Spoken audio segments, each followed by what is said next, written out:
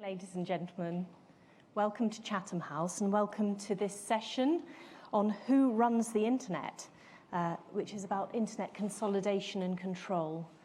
We've got a great panel here for you this evening, but first of all I'll do the housekeeping.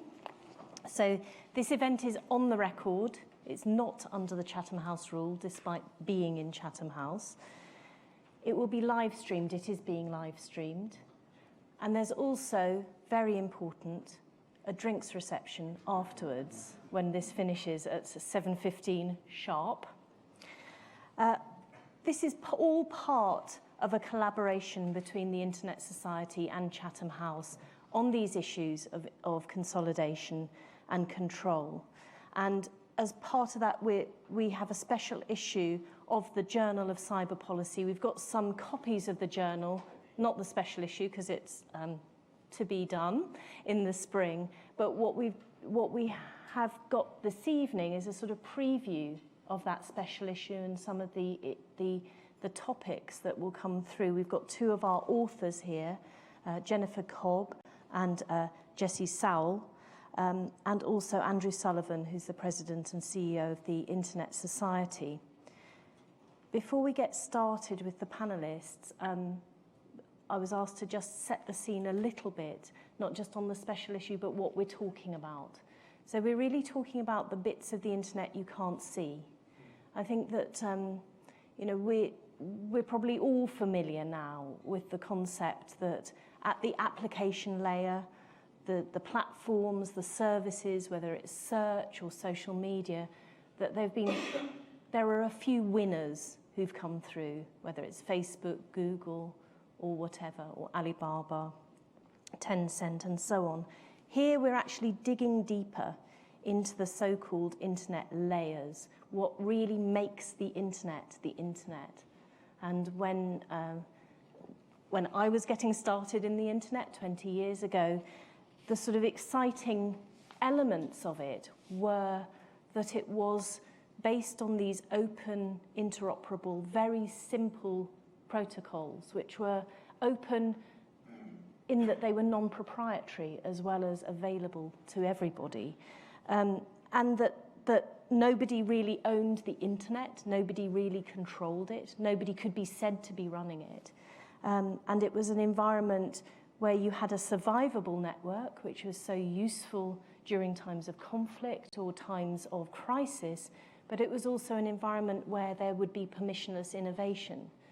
And when we look back over the last 20 years, whether we agree or disagree about whether we're going in the right direction, I think we could all reflect that there's been incredible innovation, that our lives, we were talking about just before, all of the skills we don't have to have anymore, like map reading, memorizing things, memorizing phone numbers, things that I was actually quite proud that I could do. Like I used to remember everyone's phone number and I could read maps really well.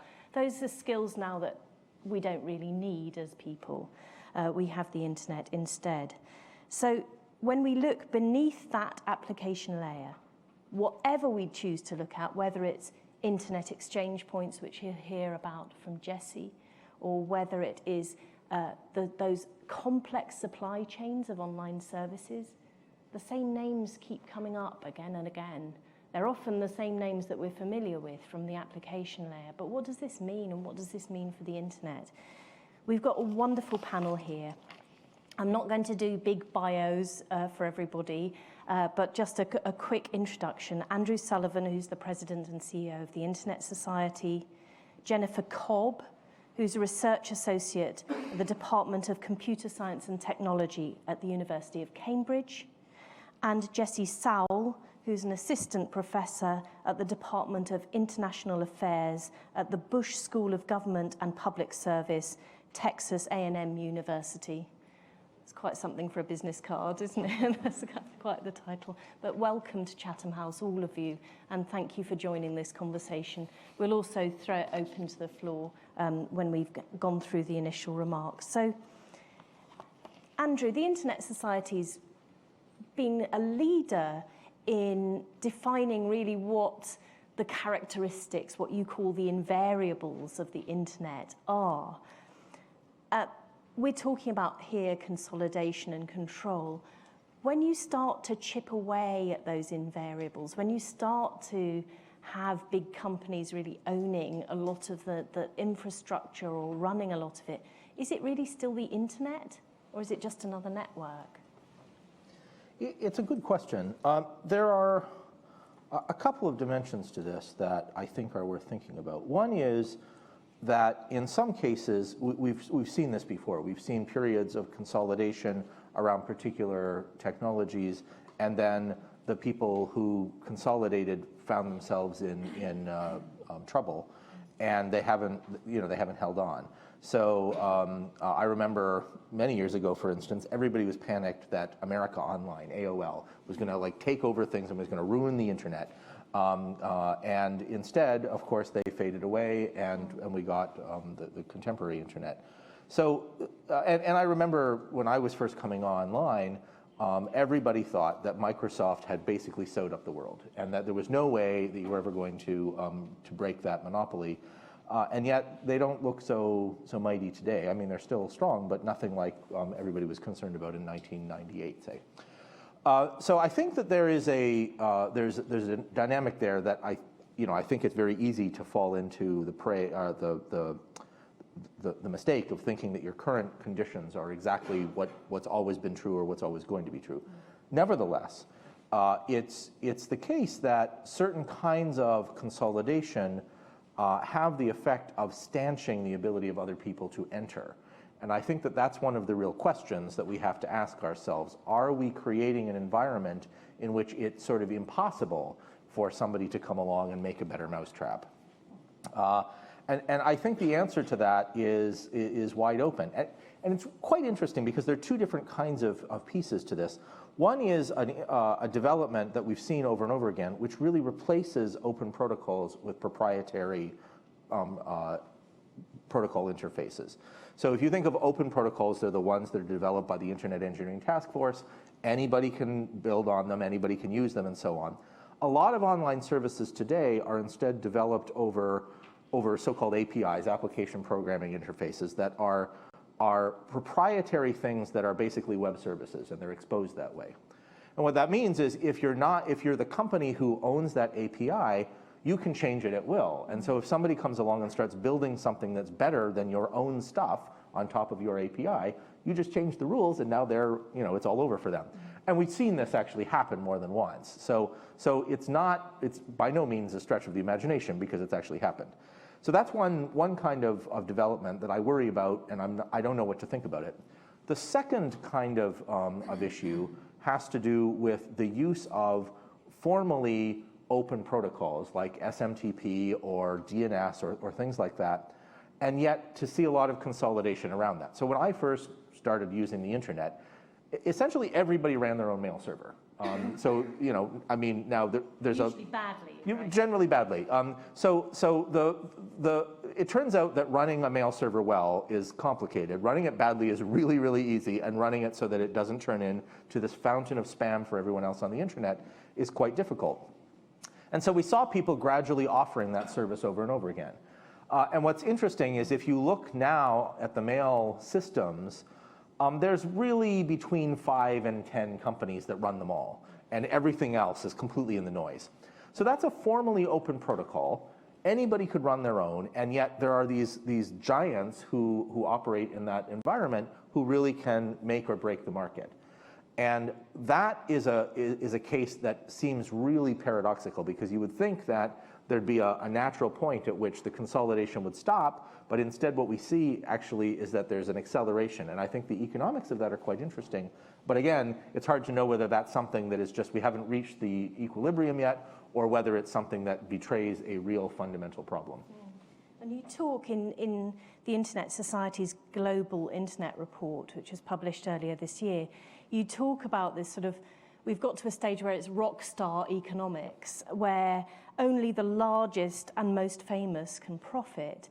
And when we think back to the early days of the internet, where it was this environment where anyone could make their mark, their fortune, that really is a change, isn't it? It's not really going to be possible for two kids to start up the new big thing in their garage anymore, is it?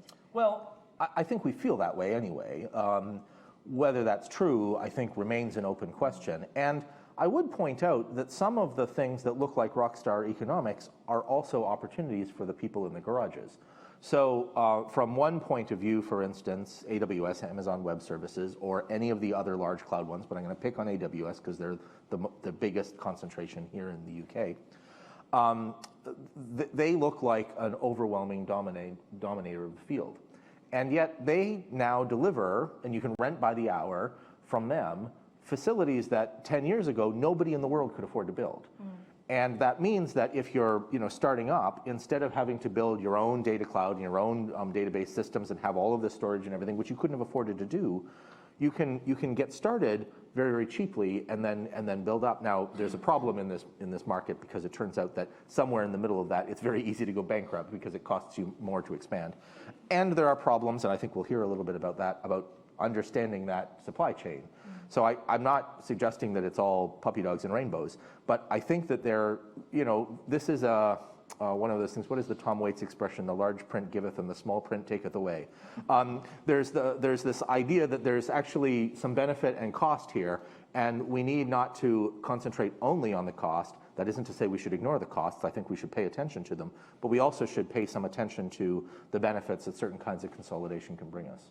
And if we have an internet that is now sort of really in the private hands of a few companies, what's the role for the Internet Society in that environment? Because I think of the Internet Society, I might be wrong, but I think of the Internet Society as very much a part and parcel of those original visions of that very open network, that distributed permissionless innovation network. So as we look forward, and particularly to new technologies, the ones that you've been talking about, what will be the role for the Internet Society? Well, I think that if we head down a path where it really does consolidate down to a few companies, then you would have to ask whether you had really an internet or whether it's really I don't know what you would call it, an oligopoly net or something like that. But I'm not too sure that we're there yet. It seems to me that we're at the top of a hill and we're not exactly sure which way we're going to fall down it.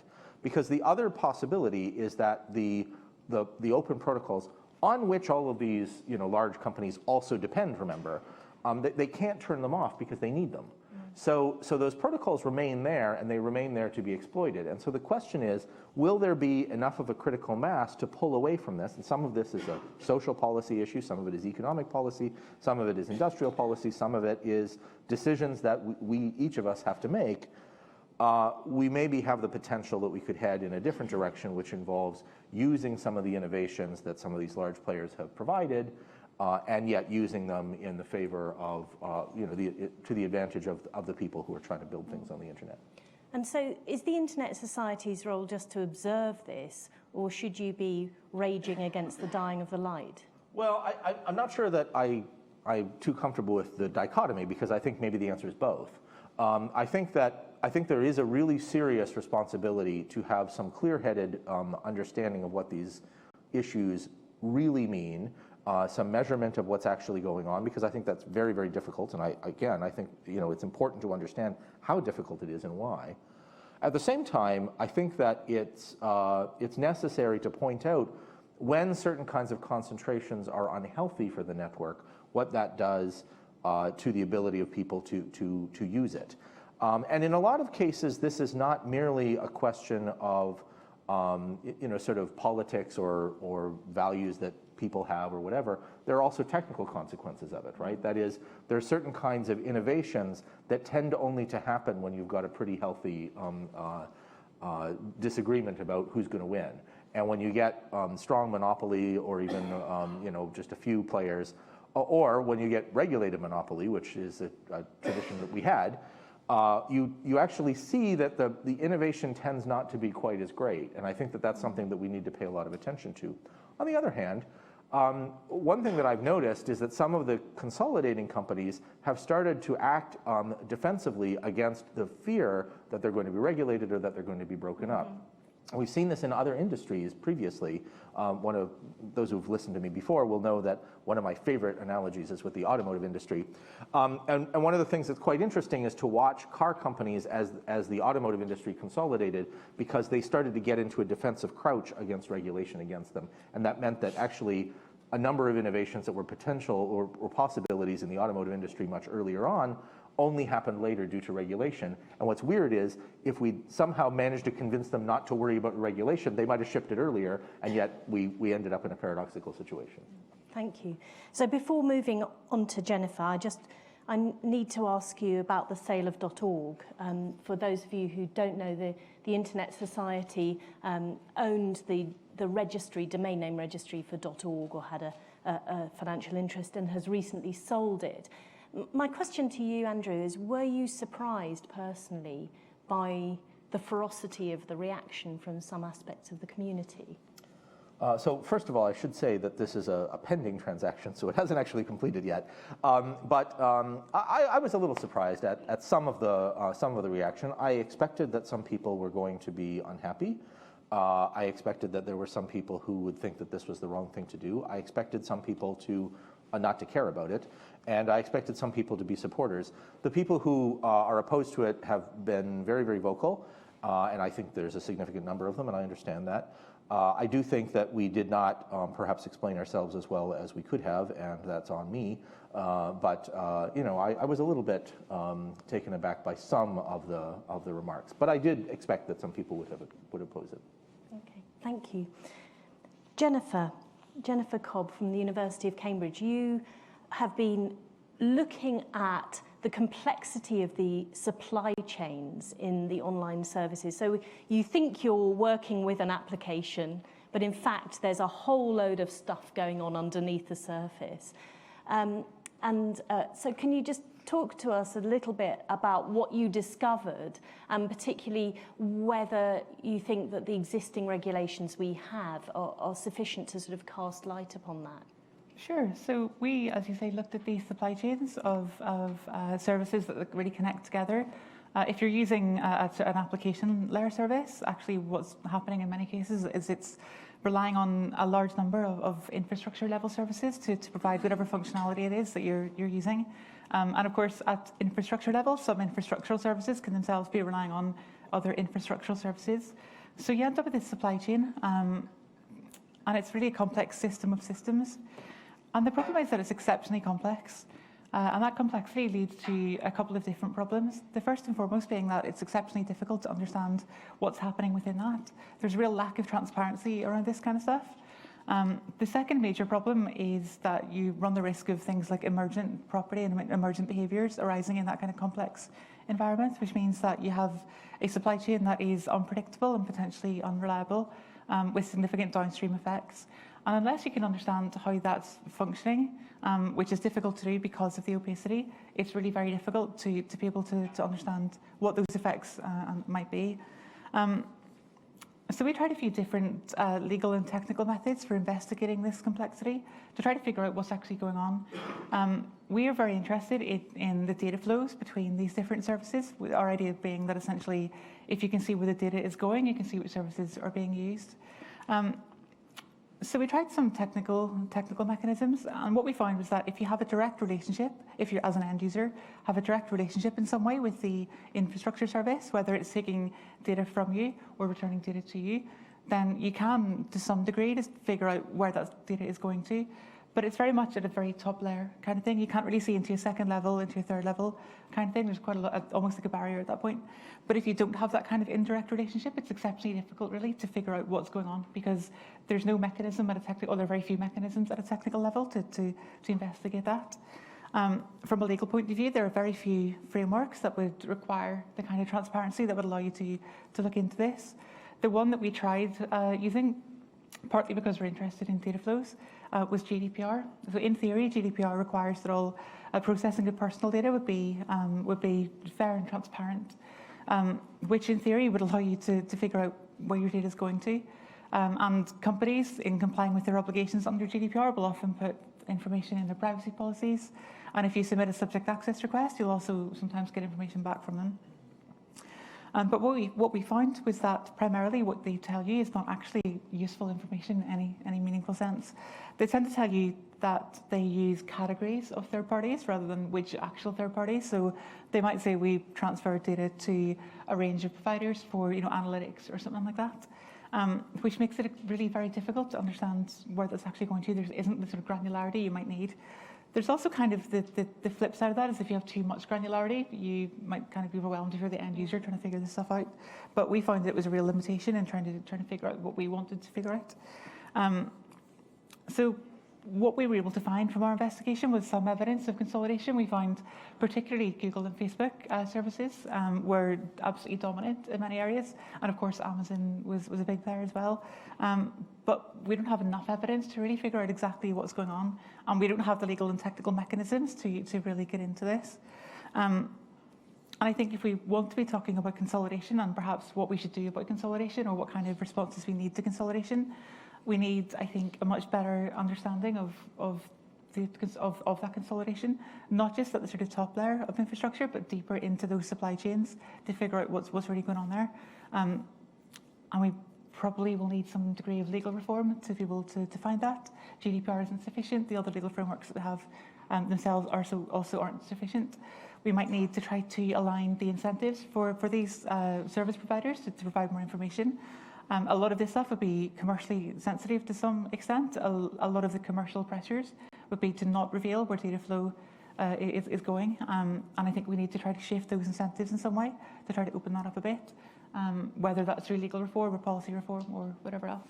But yeah, those would be the things that we would recommend. Can you just sort of like rolling back a bit, why is this important, either for the internet? Why does it matter to an internet user? If they're just using a service, what would they care really about all of the different twists and turns in the supply chain? Why does this matter? Apart from the interesting, it's obviously an interesting research project to see if you can find it out, but why does it matter? I think for end users, it's not everybody is going to care where their data is going. I think we know that from the way that people engage with the sort of application layer services. A lot of people don't really care what happens with their data. But I think there are a core of people who do genuinely care and actually have a reason to understand where their data is going and are perhaps privacy conscious or perhaps just interested in this kind of stuff. But I think the real benefit isn't necessarily for end users themselves. It's for researchers or policymakers or regulators to really understand what's going on here. If we're talking about systems that are heavily consolidated, these systems can be quite fragile. If the infrastructure services provided by one company go down, a whole range of application layer services then could themselves go down. There could be quite critical things that we might rely on in society more generally. There could be quite trivial things, but that's a problem. And I think unless we as researchers or academics or policymakers or regulators have a better way of understanding what's actually going on below the surface, we can't possibly begin to come up with responses to try to address those kinds of things. Yeah, because it sort of goes back to Andrew's point about the resilience of the network. An example that you gave in your paper is about how one expired certificate managed to take down O2's global network and also a mobile provider in Japan. And so you see, when you have that sort of very consolidated supply chain, you can have surprisingly big results. And of course, Andrew lived through the Dyn attacks and all of the follow-on, the implications of that. So as a policymaker, what questions should policymakers be asking about these supply chains at the moment? I think the big question really is to be asking of service providers, whether at infrastructure level or whether at application level, where is your data going to? What data are you getting back from people? What services are you engaging with? Why are you engaging with those services? And when we can ask those kind of questions, we can begin to map out data flows, we can begin to map out the consolidation. We can begin to map out what kind of services are perhaps more consolidated than others, because it's not necessarily the case that it's a uniform kind of level of consolidation. But I think until we start asking those questions and until we start really investigating this a bit more, we're kind of in the dark to a large extent about this. So we need to really respond to what the evidence is showing us, what the data is showing us in a way. Thank you very much. I'm going to move now to Jessie Sowell. So you have been looking at internet exchange points and consolidation from that perspective. Could you just, there's people in the room I can see who know exactly what an internet exchange point is, but there's probably one or two who don't.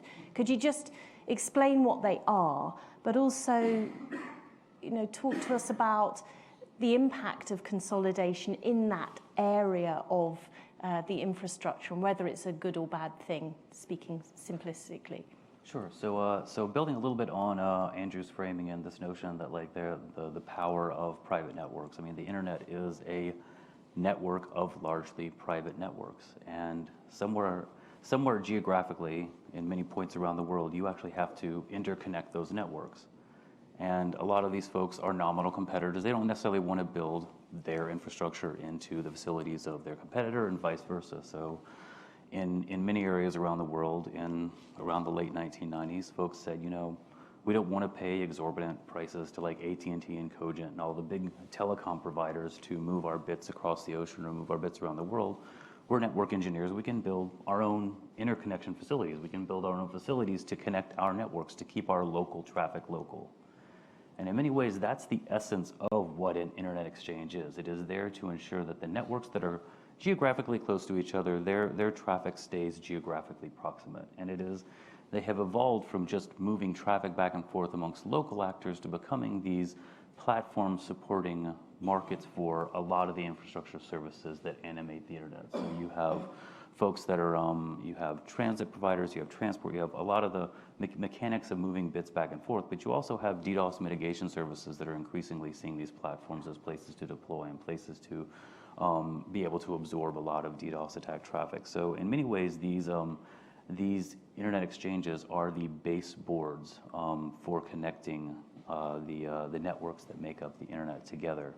And geographically, in terms of where they're distributed, they are, when we think about this consolidation debate, we think about this notion of concentration. It's often the case that you want to have one or maybe two of these exchanges in a given metro area. The whole point is to have economies of scale. The point is to have one-stop shopping for all of your interconnection needs. So if you go to this market, you want to be able to find all the other networks in that region. You want to be able to find all the other folks that you want to interconnect with in one place. And when we think about the larger discourse around consolidation, I think there's a really, building on some of the discussions we had earlier, whether this notion of, again, I'm going to steal some of Andrew's points. When we ask about the question of whether concentration is good or bad, I think building on Jennifer's points, yes, we see a lot of negative consequences of what we call consolidation, but I think one of the major problems in some of the discourse that we see, especially in the media, is that we're confounding this notion of consolidation and the negative anti-competitive consequences of consolidation with concentration and economies of scale. And I would argue that in many ways, the concentration and economies of scale are necessary to get a lot of the benefits that Andrew pointed out, these small actors that by virtue of being able to get on AWS, playing on, again, the AWS example, yes, we see some degree of consolidation or concentration, and yes, we see that there is some degree of power by being in one facility, but it also gives these small and medium-sized actors the global reach that they wouldn't necessarily have, and they don't necessarily have the expertise or funding to invest in. So I would go, when I look at this, I look back at the internet exchanges and I see that, their governance mechanisms, the means by which they manage their concentrated platforms, they have intentionally developed specific sets of norms, and these sets of norms are developed by nominal competitors, by folks like Google, Akamai, BT, AT&T. These folks have gotten together and said, we need this common platform to interconnect. It is beneficial for all of us to have this common platform, and as a consequence, this common market. So they have identified effective norms like non-compete and neutrality that keeps the platform in check, that ensures that platform does not go off the rails, and that they have a voice in how that's managed. And in essence, a diverse set of sub-industries all have a voice in how that platform is run. And when we think about that as in going back to the story of whether concentration is good or bad, we see there is the possibility for these very same actors that we are critiquing at the application layer. Folks from those firms have been able to develop governance mechanisms for a concentrated platform that are effective, that have the kind of transparency and accountability that I hear in Jennifer's comments. And so for me, a lot of this discussion, consolidation, the consolidation debate is an opportunity to say, can we innovate in the regulatory space and not go to one end of the spectrum and just fine the heck out of folks for behaving badly, not go to the other end of the structural divestiture spectrum where we say just break them up, break them up, break them up. But how can we take the insights from neutrality and non-compete? How can we not necessarily cookie cutter, copy and paste them up into the application layer, but how can we use those insights and see, yes, these firms are willing to engage in these cooperative norm building efforts to manage a platform. How can we transfer those insights to the application layer? It's a very interesting point that you make about the governance of these internet exchange points was really quite thoughtfully set out at an early stage, that the risk was recognized, that these are powerful nodes on the internet. You've got competitors all sharing traffic. You've got all sorts of things that if you were doing a risk analysis, that would be raising red flags, but that they set up those norms that you speak about. Have you got any examples of the norms working in practice? You said, if it goes off the rails, if something bad happens. Can you give us any examples of, because we all can experience or can recall things that look like a fig leaf, that is sort of, we have a multi-stakeholder panel that will stop anything bad happening, but actually it doesn't really mean anything. Do these norms really have teeth in practice? So I would say that yes, they do, and there's two good examples of that. One is right here at home in London, the London Internet Exchange in their early days, and so a slight modification. Whenever you say that these norms were really well thought out, they were really well thought out, but it was a process of experimentation. These folks in the late 1990s, they didn't just come along and say, neutrality, non-compete, and mutuality are our canonical norms, and magic will happen after that. They had to do a lot of experimentation. So in London, folks got together and said, why are we paying these exorbitant transit costs to send our traffic across the pond and back just to go up the street in London? They came together, I think somebody in the audience can probably correct me, but they had a little Spark box that was essentially their core router that they plugged into, and they said, we're all network engineers, we can put this together, we can actually save ourselves some money. We are still nominal competitors, we can save ourselves some money exchanging traffic amongst ourselves. And that was initially a volunteer effort. That was something that they put together. It was just a bunch of engineers that got together and said, "Hey, we're going to build this, and we're going to save ourselves some money." But as people started using it more, they saw that there was a demand for more professionally managed services. They wanted stronger guarantees that this little box and the larger set of switches that grew out of that, and then this multi-node platform that became the Lynx platform that now we have platforms around the UK. They wanted stronger guarantees about that. But in those early days, whenever they were transitioning from the volunteer model to a more firm-based model where they said it's not just a bunch of volunteers, but we're going to hire staff engineers to manage and monitor these switches and make sure we have service level agreements in place that say that we're going to have this uptime. There was a period of time where they thought about going commercial, where they thought about moving from this nonprofit, communal-based, mutually-based model. And so that was a big inflection point for them, and the community, i.e. the industry said, the industry actors at play, it was a contentious debate, but they did say, we want to maintain management of this. We do not want to see this taken over by large actors that just have their single profit motive at play.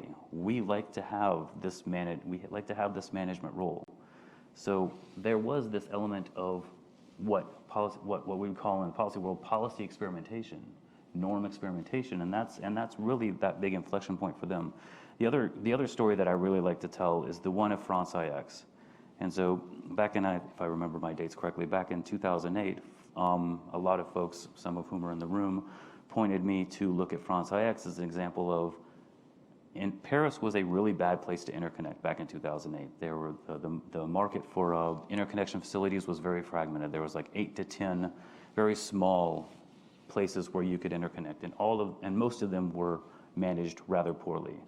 And a few folks from some of our consolidation objects in this discussion, Google and Akamai, two international firms, and then Jaguar and Neo Telecom, two French firms. The four of them got together and essentially said to the rest of the community, the rest of the European industry, said, would you like to see a common platform in Paris? Would you like to see a mutually managed, a commonly managed platform? Would you be willing to pay for it? They actually put together a survey and sent this out to industry, and industry actors came back and said, yes, we would. That would be really great. That'd be really nice.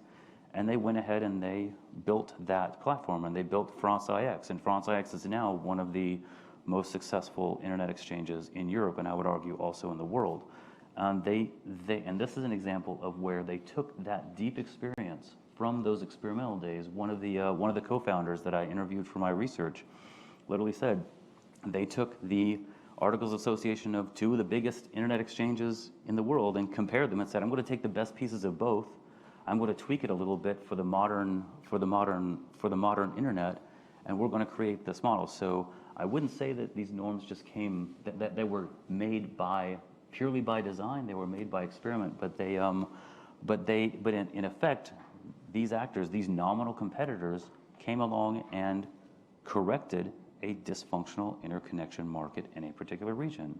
And I think that's a fantastic illustration of how you can build a platform that under certain antitrust literature would be considered a concentrated platform and created a concentrated market that yet is still managed by the industry itself, by the broader set of industry actors, not just a single firm. So when we look at this, the big difference between these platforms at the baseboards of the internet and the application layer is here we have an illustration of really good governance norms for a concentrated platform, whereas at the application layer we say, okay, we have a single actor that's often a participant in the markets their platform is directly supporting. How can we transfer those norms? So just very quickly, because I'm going to open the floor for questions, so please think about your questions. Just a very quick one on that. How confident are you that you could actually apply similar norms to companies that are now very well established, extremely powerful, and as you said yourself, they operate for profit, for their own profit motive? Do you think that those sort of touchy-feely IX type of norms are really that those could be applied to those platforms? So I'm not, I'm not quite sure that they're not necessarily touchy-feely. They're absolutely there because these actors at that level have to collaborate. So whenever I look at applying these kinds of norms, neutrality, non-compete, as a way to kind of encourage these platforms to share additional information, this is where I'm going to drag Jennifer into this answer because she's looked at more of the supply chain at the application layer than I have, is that what they have is by virtue of these individuals, these participants being experts, they know what to look for. They know precisely what to look for. So the challenge at the application layer is taking an even more diverse set of participants on these platforms, encouraging them to say, what kinds of questions do they need to ask? What kinds of supply chain questions do they need to ask to avoid the emergent behaviors that Jennifer is concerned with, and I'm quite honestly concerned with as well?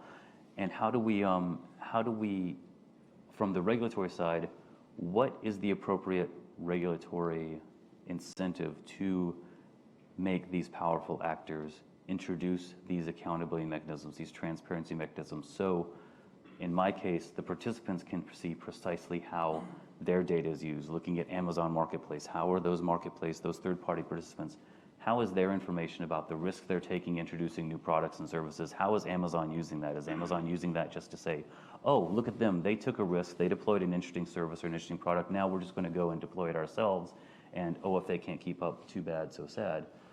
Being able to have that kind of information, that kind of transparency about precisely how that data is used, that for me is one of the million-dollar questions. But I think what comes out of the IX work is that you do see that these competitors can actually come to some degree of common accord. So I don't think it's impossible, but I think it's an extraordinary challenge that lives between, again, this fine-based behavioral structure and complete divestiture. Andrew, you had a quick point on this?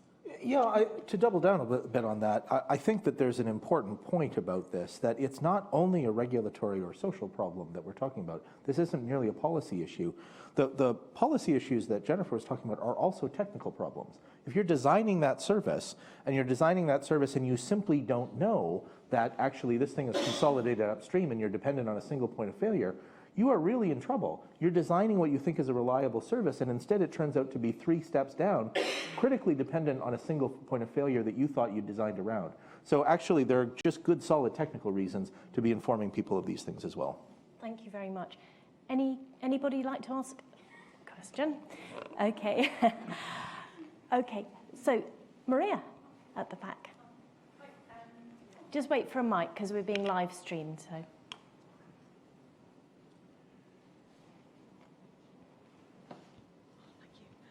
Just on the single point of failure thing. Oh, sorry. I'm Maria Farrell. I'm a writer and speaker about tech and the future. I met Tom Layton of Akamai last year, and he was saying that they're a big CDN, that they host 19 of the top 20 American banks. And I was asking him afterwards, I was saying, are you not worried about that? Like, it's potentially and he said, his answer was, no, because we're really good at what we do. And I think they are, but I'm still a little worried. So I was just wondering about hearing a bit more on that. Okay, thank you. Shall I take, I'll take these three from Joyce and Stacy down the front and then come back to the panel.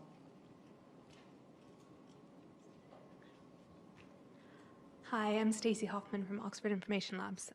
I work a lot in technical standards, so I know quite a bit about this area. And what I see happening right now is an internet that will be fundamentally different in 5 years. We've got 5G that's moving a lot of services and tools to the operators level, the infrastructure. We've got DNS over HTTPS, which is moving resolution to an application layer in many respects, or could do. And then we've got actors like China who are looking to centralize or consolidate things like data collection. So looking at all the different incentives for this state actors and in industry, do we really need to just rethink our internet layers in terms of what consolidation will mean for us in the very near future? Thank you very much for this very interesting, engaging panel. My name is Joyce Hackman. I work here at Chatham House with the International Security Department, and I'm also with Emily, co-editor of the Journal of Cyber Policy.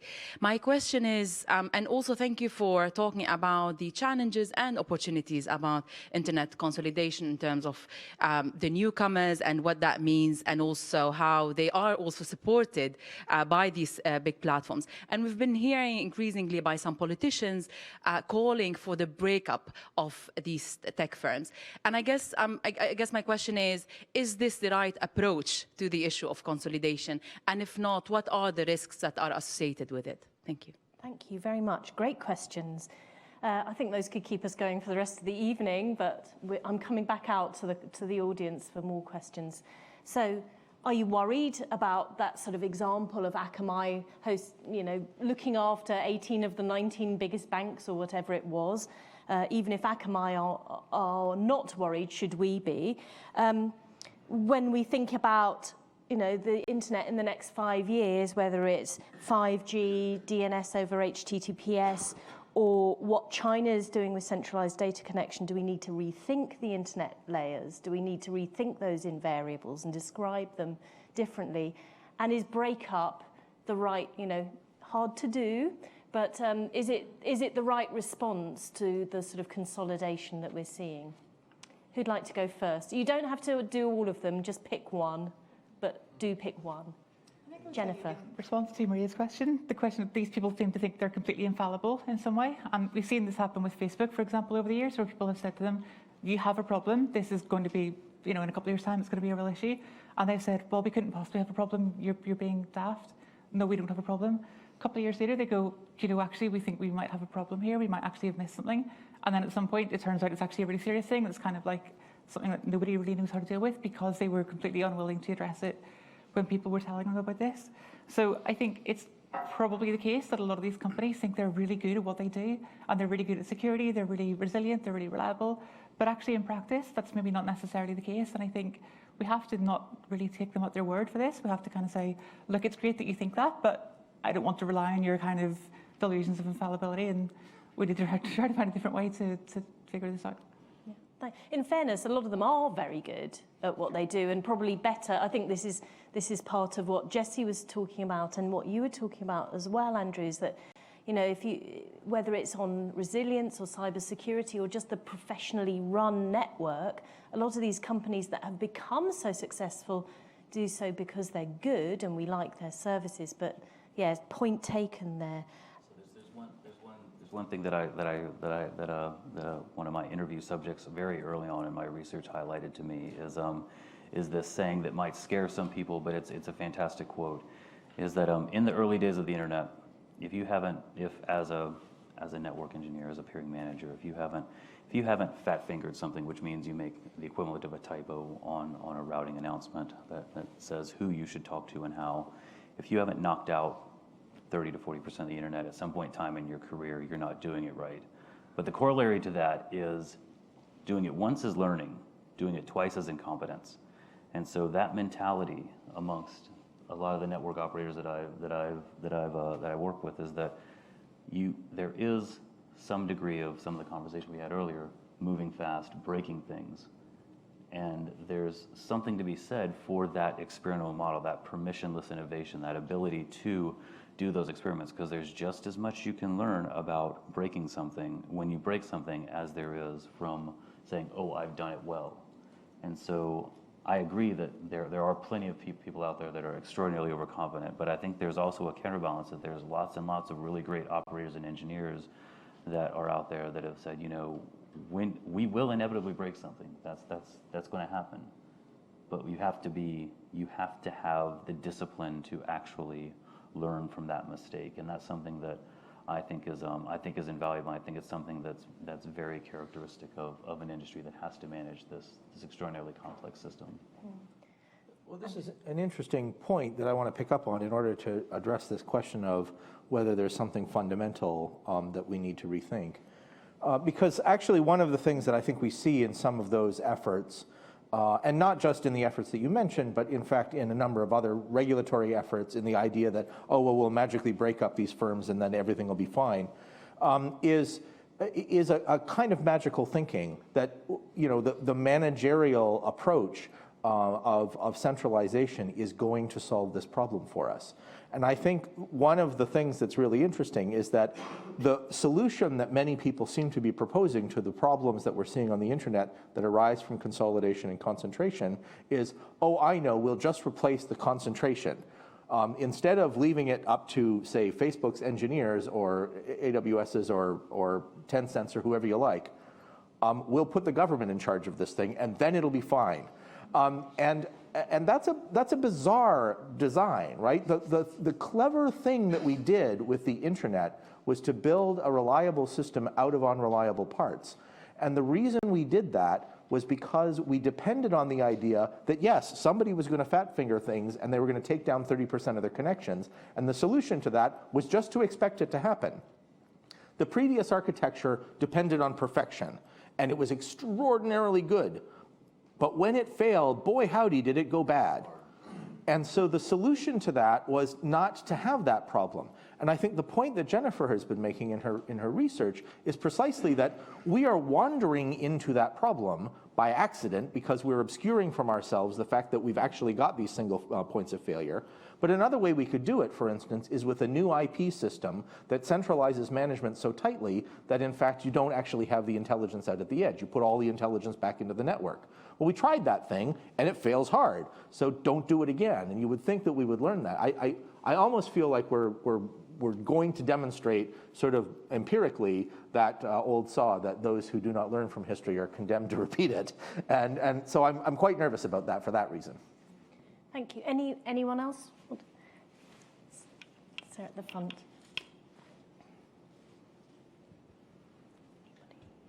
Thank you. Hi, my name is Cumhur from Morton, from the Turkey, which Wikipedia still blocked. I would like to ask the Tor. You know, there's another network that you can reach with the Tor. It's called dark web, and also the blockchain. These things are trying to create decentralized internet, but we are talking about more centralization, consolidation. And what do you think about this subject? Because the thing is, we are not aware of whole Tor network, which is very decentralized. Thanks. Thank you very much. Hi, my name's Ian Groves. I work for Fujitsu. It's along the lines of your question, but in a slightly different way. Where you talked about collaboration rather than competition, that was only done for economic or technical reasons and was done at quite a low level in the internet. And trying to extrapolate that further up the stack, I think, is going to be a problem. But we talked a lot about centralization, government. My question is, where centralized? Which government? Okay, so where centralised, which government, and also is Tor or the dark web, the blockchain, are they going to bring us back into a decentralised network? Who'd like to have a go at those? So I guess I can answer the question about the cooperation at the. And so it's an old term, but it wasn't necessarily pure cooperation or pure competition. It's that notion of co-opetition, which you kind of implied with your, or I think you implied, I don't want to put words in your mouth, with regards to the economic and technical rationale and incentives for this. I do want to clarify that I'm not suggesting that we cookie cutter just push these exact norms and rule structures up the stack, but I think that those particular norms, this notion of non-compete, that the platform should not directly compete with the participants on that platform. These notions of neutrality, that the participants, that the platform should be neutral with respect to all of its participants. It should not necessarily privilege any particular sub-industry or any particular subset of those. I think those as principles for governing a concentrated platform are useful learnings that we can take and insights that we can apply. Do I think that it's easy to do? Do I think that there's a single hegemon that can do that can come in and enforce that? No, it's a transnational internet. That's something that I often have to tell my students often say, like, well, can't the government come in? And I'm like, which one? And it's just not feasible. So I don't necessarily mean to come across as I have the answer, but I think the lesson here is that we have two instances of concentrated platforms, and at a conceptual level, they are similar, and we have one that's governed effectively, and one that is suffering from bad governance. It's not the fault of concentration. It's not a consequence of economies of scale. It is a consequence of bad governance. So can we take those insights and apply them? Can we say, how can we incent the application layer firms? How can we incent Google to give us more information about how our information is used for ads? Facebook, how our information is used for ads? Can we incent them when we say, like, you are potentially following Jennifer's argument, like, you are providing services that are actually quite critical? What incentives can we give them to say, you need to give us a little bit more information about your supply chain and give us stronger guarantees? And so we saw that at the IX level too. We saw the demand from industry and in some cases government say, we need stronger guarantees that these platforms will continue to function as we expect. We can no longer follow this idea that, oh, it's just going to magically create this collateral public good. No, we have to actually have those stronger guarantees. So it's quite an open question about the precise mechanics, but I think we shouldn't ignore these lessons we can learn. Does that kind of give a relatively decent answer to your question? Yeah, to a point. To a point, I think yeah. there's a financial element that is missing here. Further up the stack, the financial reward is much higher. Yeah. And therefore it's harder. Thank you. So just for those watching on the live stream, the point was that as you go up further in the stack, the financial rewards are much higher. So the incentives to collaborate and cooperate and sort of throw yourself open to a sort of that mutuality that we see down at the IX level perhaps is less applying. Jennifer, which government?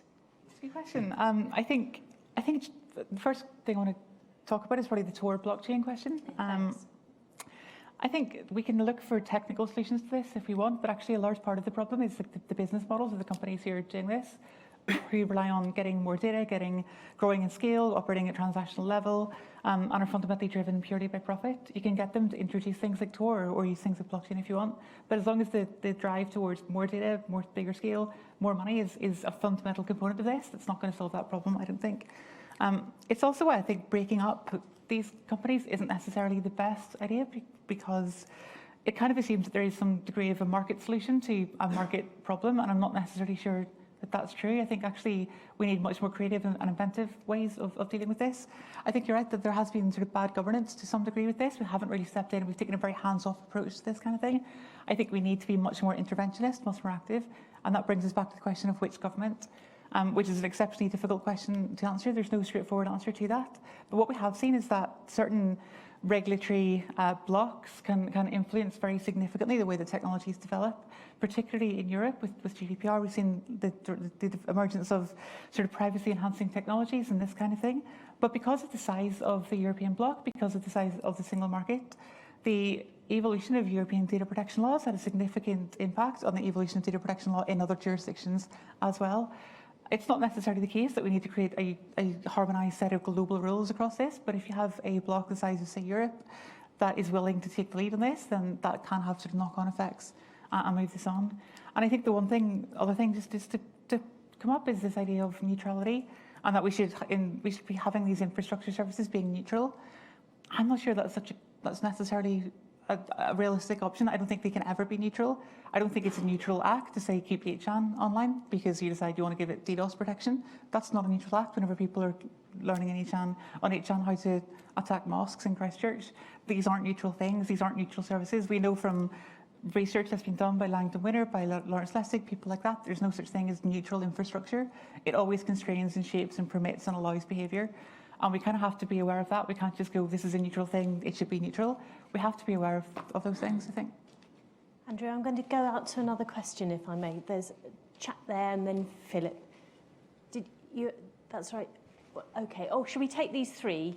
We'll take these three questions together. Do you want to start with you and then go?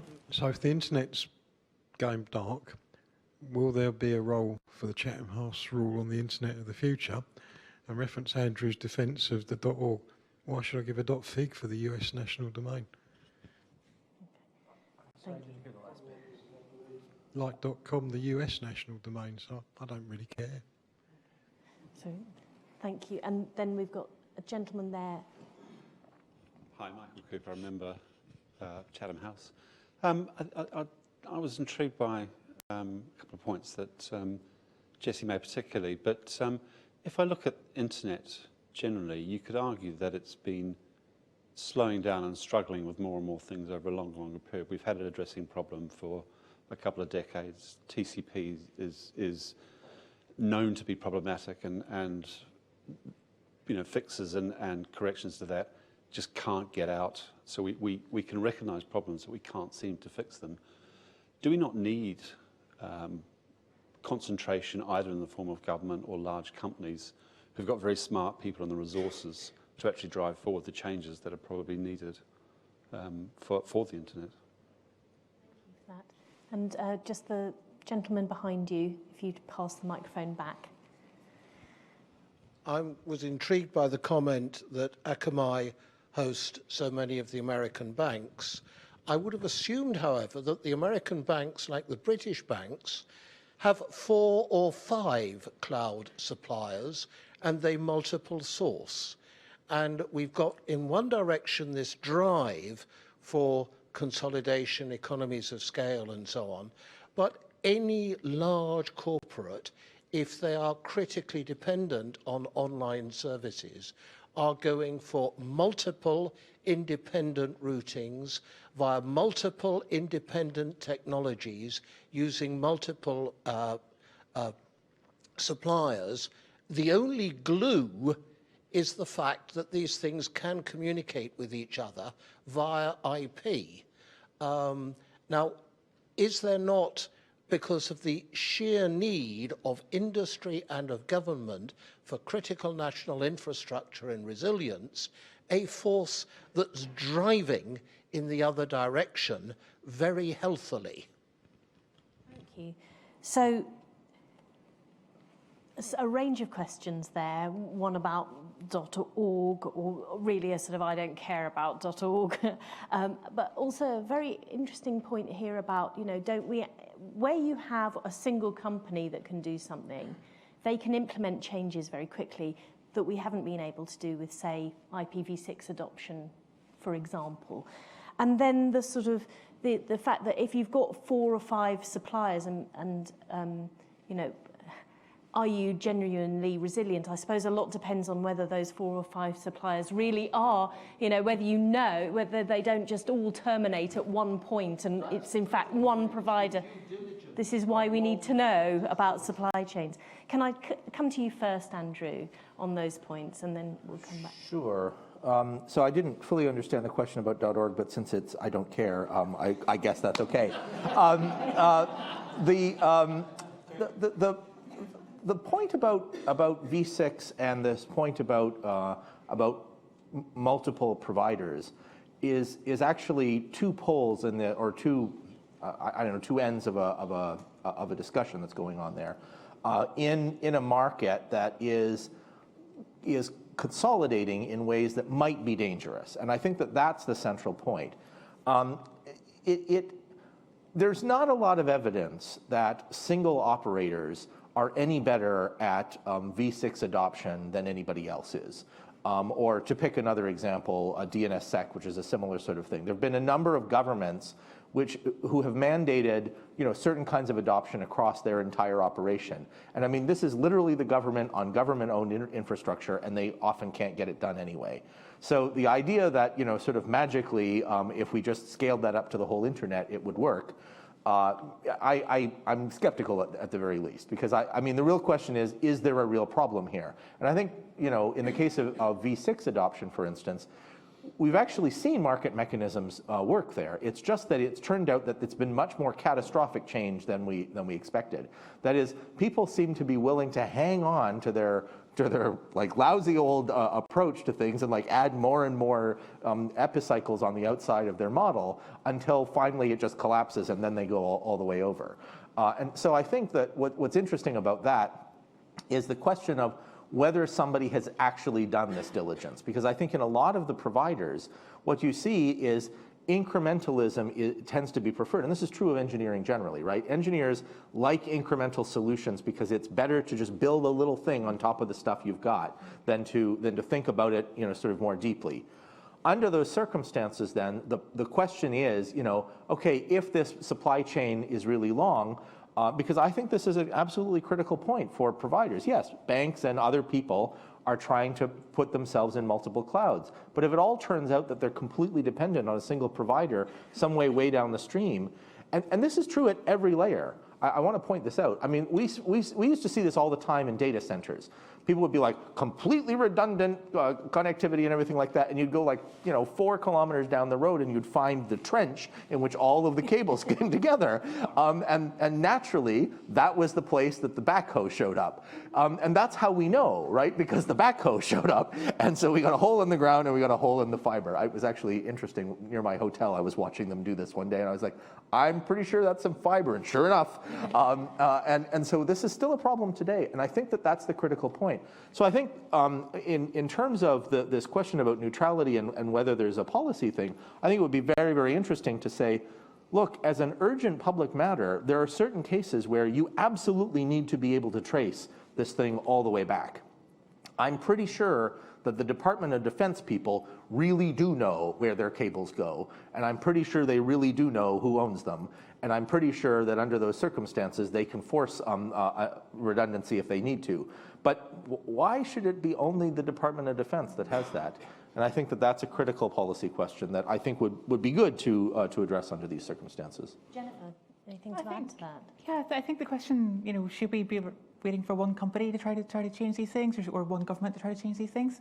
I think the fact that we even consider the possibility that one company could change these things is in and of itself a bad sign, because it means that company has a significant amount of power over how the infrastructure works, and that's probably not a good thing, really. The way that this is consolidated, the way that it operates, it means that a very small number of companies are operating at an absolutely critical level in society completely without any degree of accountability, without any sort of legal framework constraining them in any particular way. They can exercise that power essentially freely, however they want. And I think the question is a really revealing one because it brings up all those issues. And I think I would much rather wait for government to change things than for one company to decide, because it's commercially advantageous to it, to try to fundamentally change how these things work. I guess the way I heard that question slightly differently. And so part of your question was, should we encourage companies to make some of these investments in pushing forward that because they can? And so, for instance, if we go back to, again, late 90s, early 2000s, whenever we look at some of these intermediary services that we now know and love and enjoy, cloud compute, CDNs, et cetera, in those days, that was one or two companies that were sufficiently well-heeled, either through VC money or some other means, that were able to go and innovate and develop, and it was a risky proposition, and there was a lot of learning and risk-taking involved in deploying some of these large-scale CDNs. But now we see that CDNs are, and I know a few people in the audience might throw something at me for saying this, CDNs are content delivery networks. Sorry, content delivery networks. A way of getting the content very close to the user, often a make or break thing in an internet exchange point. Sorry, just to jump in with the. Sorry, I was too comfortable with my language. Sorry, these content delivery networks that essentially make sure that your Netflix doesn't jitter because the content caches are close enough to you that it has much shorter path to get interfered with or to experience congestion. A lot of these folks in the early days of developing the necessary technologies for making that work for a lot of things that we really enjoy, they had to make those investments, they had to make those innovations, and there were only a few at the time, and in those early days, those guys were the concentrated market makers in that space. But as technology does, it was commodified, and now we see that, and this is where some people in the room might throw stuff at me, is that CDNs are now a dime a dozen. A lot of the big actors that relied on CDNs in the early days, Apple for one, Netflix for another, they have now gone off and made their own special purpose CDNs. So in many ways, there is some virtue to elements of what was baked into your question, which is that sometimes you need these big actors to use their capital resources to invest and innovate and push these things forward. Not only just the technological innovation of how do we make an efficient cache, how do we do effective geolocation, but how do we develop that deep operational knowledge about how to deploy it in this complex network that is not something you can do in a lab. You have to do it in a live internet, and that's actually a risky proposition. So with 5 minutes to go just before drinks, I think we've got time for one more round of questions. I think we had. Is there a role for Chatham House? Okay, so we'll ask the panel to respond to that as well. So I've got a chap you were waiting at the front. So can we get the microphone to you? Did you? And then the chap at the back, and then I think we'll come back for some closing remarks. Okay. Emmanuel, member of Chatham House. I want to find out if, as far as to Jesse, in integration of for example, DNS in the internet integration, how can different scaling techniques, can that be useful at all? Is that related only to policy or to the technical aspect of it? Sorry, just make sure I understand. You're asking about different scaling techniques. Yes, different scaling technique. Which of these techniques are applicable to policy or to the technical side of the integration? Thank you very much. Before you answer that, actually, I've got two questions. So we'll go to Patricia and then the gentleman behind you. Thanks, Patricia Lewis from Chatham House. So just a quick question. What difference is quantum computing going to make to the internet?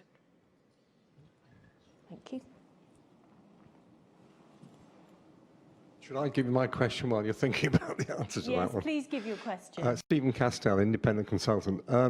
Kind of related, we all interface with the internet through applications, essentially. Beneath the application, I mean, this is what this seminar is about, what lies beneath the application layer. Well, what does lie beneath it is a whole lot of other software that we as users don't directly interface with. I think largely that software is kind of dumb It works to standards. It works to the standards implicit in the IP protocol and all the layers, the communication layers. I guess there may be some intelligent software to do with routing and rerouting of the transport layer. For load sharing or for failure of a node, but that's deep down in somewhere in the servers of the communication software. To what extent do any of you see more intelligent software coming further up near the application layer? So it's not in the domain of any one particular application supplier, like an Apple or a website owner or a Google or a Facebook, but could it be very intelligent that we could all get out and use the intelligence, but also its intelligence will be monitoring our use of it much more at the gross internet level, not through one particular person's. And then who does the results of all that intelligence then belong to? Yeah, thank you very much. So a lot there, and I'm going to ask all of our panelists to keep their remarks really brief so that we get to close on time. Starting with the last question. Is about more intelligence in the network. I suppose 5G, we have a more intelligent software-driven network, but who owns that? Who owns the results of that? Will quantum change things, and how? There was the question about integration, scaling, and also the role of Chatham House in the internet of the future, in this consolidated network. Jessie, shall we just start with you? A couple of quick remarks, and then we'll come back, Jennifer, and close with you, Andrew. So I think there is quite a lot of opportunities for integration and scaling. I mean, that's fundamentally what has made the internet work from the beginning. I think what's really interesting is when we look at some of these non-state institutions, some of these groups like the IX associations like EuroIX or AFIX or pick your favorite IX association, they are about sharing information that is necessary for scaling of at least internet exchanges in this case. But I know that there are other operator groups that also are concerned with this. So I think there are opportunities, and I'm happy to chat more during drinks just to close this off and move to the next one. Thank you. Jennifer. I guess the first question that I'll answer is the role of Chatham House. I think specifically the Chatham House rule, attribution and anonymity. Okay, I think that's not necessarily challenged by the internet. I think there's a degree to which once you put things on the internet, everyone can see it, but also things tend to disappear from the internet as well. But I think anonymity is many times a good thing. There's not any necessary reason to take that away. I think that's probably fair enough. The question about more intelligent software, it sounds like you're kind of asking whether we should roll out like a really extensive global surveillance apparatus, and I think that's probably we do, but I mean we don't need another one. I think that's maybe not a great idea. And then the quantum, what difference does it make? I guess in the short, medium, and perhaps even long term, probably none, because we're probably years away from it. Well, Google did say that. I think that there was that last year or a few months ago there was an announcement. Was it from Google about quantum? We've got quantum networks being set up now. Okay, Andrew. Well, the fact that people have managed to get something to work doesn't mean that they can get it to deploy. I have personally been responsible for several things that I managed to get to work but couldn't get to deploy. I want to take these three bits about the Chatham House rule, the quantum computing, and the question of this sort of complete surveillance system as one question, because I think that there's an important point here. The current approach, look, the internet is maybe the most human technology we have ever invented. Its entire point is to get communications from one end of a thing to another end of a thing without putting a lot of intermediaries in the middle. And that's an ingenious mechanism that we've come up with. We recognize that there are all these intermediaries, and what we've done is we've gradually given people a toolkit by which they can build themselves a network, such as Tor that was mentioned earlier, that allows you to do things in a way that preserves your anonymity, perhaps it preserves your freedom, perhaps it preserves the things that you want to do, whatever it is. There are a lot of interests aligned against that. And one of the dangers from quantum computing is just that like the sheer horsepower that it gives, because it's going to roll out in an uneven way, right? Some people are going to get it first, means that we've got a potential threat to the way that this technology has been deployed. Because right now we have ubiquitous technology, right? Like every one of us is carrying around way more power than the original imps way back on the ARPANET. That means that we need actually public discussion about those kinds of issues. Many people accuse me from time to time of being too interested in the technology in my job at the Internet Society, and I disagree with them because I think actually the real questions here are mostly not technological. Most of them are sort of social ones. But what that means is that we need, in fact, to have that conversation. We need to have the conversation about how we're going to address the various threats. The approaches that we've been taking so far to these kinds of threats are to get the large various platforms together in a closed room most of the time to make decisions about how that surveillance is going to work. And so then the question, you know, will the Chatham House rule be possible, is one that we actually have to keep alive for ourselves. Is this something that we can trust? Will we be able to trust our devices, or will they be tattling on us all of the time? The current designs that people are proposing sort of require that the devices be tattling all the time, because we're getting end-to-end encrypted. If we're getting end-to-end encrypted, the only place that you're going to be able to do that surveillance is on the end. And it seems that the current push is towards that kind of surveillance. So I think the real question that we have to ask ourselves is, are we going to have that debate honestly? Because maybe we want to build a better surveillance system for the globe. I personally don't, but I mean, maybe that's the social choice we make. But if we make that social choice, it seems to me we ought to do it with our eyes wide open. And I think that that's something that maybe we're not having an honest discussion about. Thank you very much. That brings this part of our session to a close. There is a reception upstairs. I would like to thank the audience for your questions and your participation. And of course, I'm sure we would all like to thank the panelists for their insights and sharing their knowledge with us. Thank you.